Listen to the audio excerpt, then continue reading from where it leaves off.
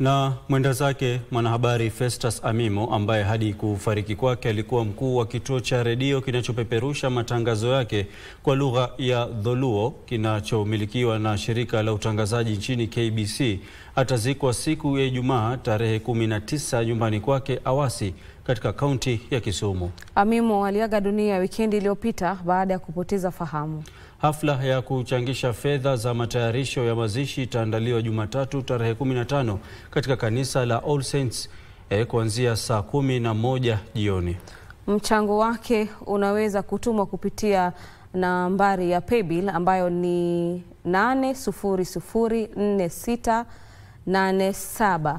Nikirejelea mtazamaji ni 8004687 na kisha akaunti ni jina lako. Na bila shaka mtazamaji, jamaa, marafiki na wanahabari wenza katika tasnia ya wanahabari bado wanaendelea kuomboleza kifo cha Festus Amimo, ambaye alikuwa mkuu wa kituo cha redio cha Mayenga kinachomilikiwa na shirika la KBC. Amimo alifahamika zaidi kupitia kipindi maarufu cha Gari Mokunyi kinachopeperushwa asubuhi, na pia uongozi wake katika chama cha wanahabari wa jamii ya Luo Jofwambo.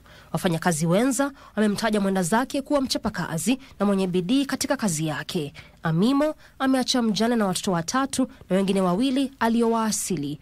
Hafla ya kuchangisha fedha za matayarisho ya mazishi itafanyika siku Jumatatu tarehe 15 katika kanisa la All Saints Cathedral kuanzia saa 11 jioni. Mchango wako pia unaweza kutumwa kupitia nambari ya paybill 8004687 na kisha akaunti ni jina lako.